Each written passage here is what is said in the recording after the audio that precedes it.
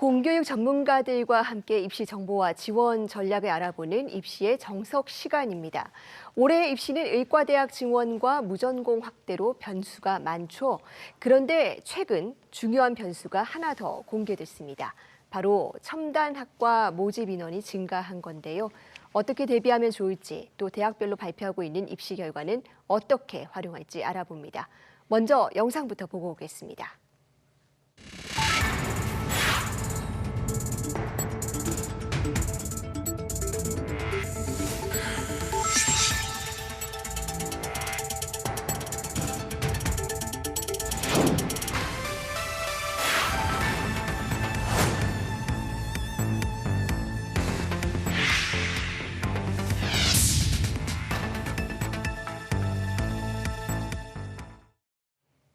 네, 변수가 많은 올해 입시. 서울 숭의여자고등학교 정재원 선생님과 조금 더 자세히 짚어보겠습니다. 선생님 어서 오세요. 안녕하십니까. 숭의여자고등학교 정재원입니다. 네, 반갑습니다. 자, 의대와 무전공에 가려져서 조금 뒤늦게 이슈가 되기는 했지만 이 모집 인원이 또 상당히 증가한 곳들이 있죠. 바로 첨단학과들인데 얼마나 늘었는지 궁금합니다.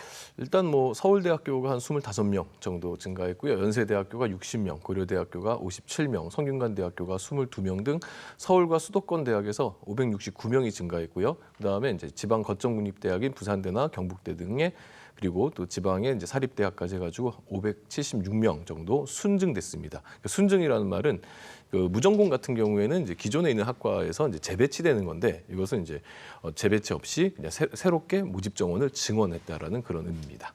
네, 말씀해 주신 이 인원들이 대부분이 수도권 대학이라든지 거점 국립대 이렇게 학생들이 선호하는 곳에 집중돼 있는 만큼 이 입시 결과에 어느 정도 영향이 미칠 것 같은데요. 어떻습니까? 그렇습니다. 약간 이제 단순 수치로는 이제 50대 50이라고 할 수 있지만은 이제 지방의 경우에 거점 국립대학 중심으로 1도에 한두 개 정도만 이제 증원이 됐고요. 또 이 가운데서도 이제 부울경이라고 하죠. 부산하고 이제 경남 지역 쪽에 3개 대학이 이제 그 대상이 되었습니다. 그렇게 보면 이제 강원도나 제주도, 충북 이쪽 대학에서는 또 증원이 없는 그런 상태고요.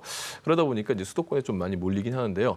그렇다고 해서 입시를 많은 학생들이 이제는 첨단학과다 하고 모두가 몰려갈 정도로 이제 입시에 엄청난 영향력을 발휘한다 이렇게 보기는 좀 어렵지만 학생들의 선호도가 높은 최상위권 대학에서만 200명 가까이 늘었기 때문에 상위권 학생들의 경우에는 이제 선택의 폭이 좀 많이 넓어지지 않았나 이렇게 생각할 수 있고요. 또 그만큼 이제 상위권 학생들이 빠져나간 자리에는 바로 차상위권 학생이라고 할 수 있겠죠. 중상위권 학생들이 합격할 수 있는 어떤 공간이 발생하기 때문에 일부 주요 대학에서는 합격선의 변화가 충분히 예상해 볼 수 있겠습니다. 네, 해당 학과뿐만 아니라 또 연쇄적으로 영향을 미칠 수도 있는 상황인데요. 이런 변수가 생기면 또 학생들은 이전 데이터를 확인해야 되지 않겠습니까? 그렇습니다. 예, 대학별로 이 속속 공개하고 있는 정보들이 있기는 한데 어떤 정보를 확인할 수 있습니까?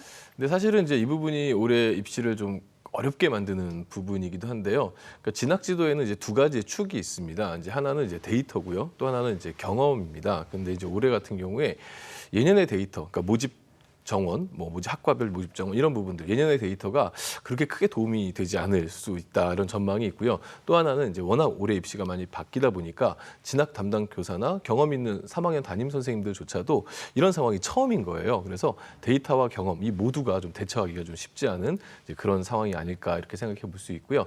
현재 대학에서 발표하고 있는 이제 입시 결과나 또 전년도의 어떤 결과 자체가 이제 전년도나 한 2년 전 학생들의 입시 결과이다 보니까 올해 이제 대세였던 의대 정원 증가라든가 또는 전공 자율 선택제 무전공이죠. 이런 것들의 이제 증가 이런 것 때문에 이제 대규모 모집 단위가 이제 올해 발생을 했거든요. 이런 부분들 또 이제 그 대규모 모집 단위가 발생한 만큼 그 반대급부로 이제 일부 또 학과들은 모집 인원이 또 감소가 됐어요. 이제 이런 부분들이 고려되지 않은 상태의 2년 전, 1년 전의 결과이기 때문에 조금 이런 부분들은 단순히 우리가 합격자 평균, 커트라인 이렇게만 보고 해석할 수는 없을 것 같습니다. 따라서 이제 모집 인원이 얼마나 증가했는지 또 지원자의 규모 이런 것들을 함께 살펴서 분석해야만 되지 않을까 이런 생각을 해봅니다.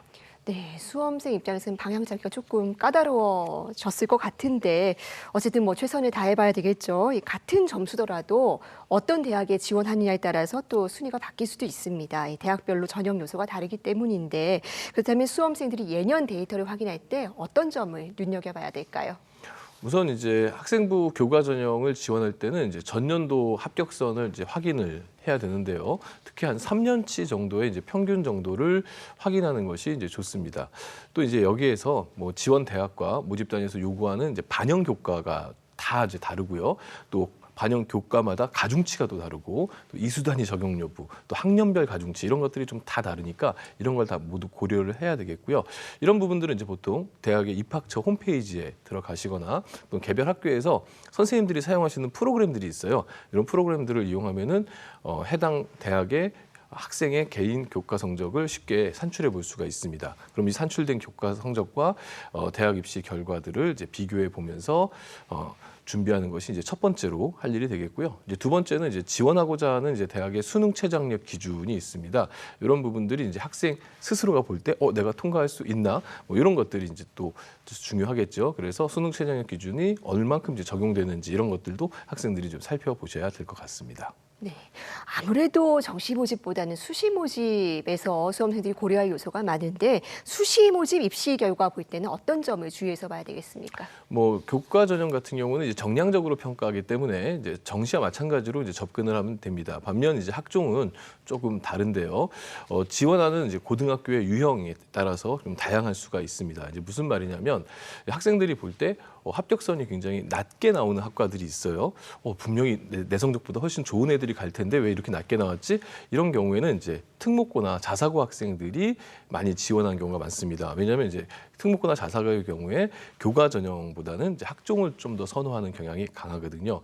그래서 이제 일반고 학생들을 기준으로 볼 때는 합격자 평균이 낮아서 이거 내가 붙을 수 있지 않나 이렇게 생각할 수 있는데 사실은 좀 얘기는 다를 수가 있습니다. 특히 외국어 관련 학과들의 경우에는 외국어 관련 활동이나 또는 경험이 많은 이제 외고 학생들이 많이 지원을 하게 되고 또 외고 학생들은 상대적으로 이제 내신 성적이 조금 낮게 되고 이렇기 때문에 결국에는 이제 그 외고 출신들이 많이 합격하는 학과의 경우 합격선이 낮게 형성된 것처럼 보일 수가 있습니다. 이런 것들은 학생들이 좀 걸러서 보셔야 되는 부분이 아닌가 이렇게 생각해 봅니다. 네, 아무래도 입시 관련 데이터를 살펴볼 때는 최근 자료를 보는 게 뭐 좋다고는 합니다만 그렇다면 뭐 예년 자료들은 보지 않아도 되는 겁니까? 어떻습니까? 아닙니다.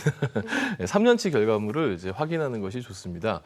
이때 이제 합격자 평균, 커트라인 요거만 딱 보면 안 되고요. 모집 인원과 경쟁률의 관계 이것을 이제 분석할 수 있어야 되겠습니다. 그래서 경쟁률에 따라서 합격선이 이제 변하는 이런 케이스들이 많이 있거든요. 그래서 이런 부분들을 함께 보시면서 접근을 하셔야 보다 더 정확하게 자신의 이제 진학의 어떤 결과물들을 만들어낼 수가 있다고 할 수 있겠습니다. 예, 마지막 질문 드려보겠습니다. 이제 곧 6월 모의평가 성적표가 나옵니다. 이 점수와 입결 결과를 좀 어떻게 활용하는 게 좋겠습니까?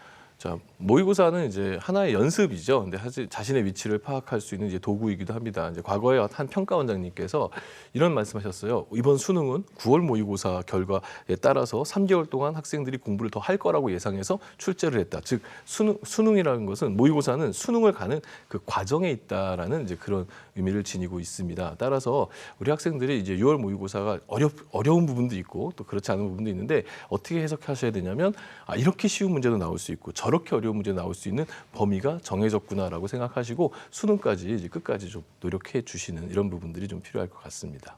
네, 올해 입시는 특히나 변수가 많은 만큼 무엇보다 나를 잘 알고 도움을 받을 수 있는 학교 선생님들과 충분히 상의해서 방향을 세우는 게 중요하겠다는 생각이 듭니다. 선생님 오늘 말씀 잘 들었습니다.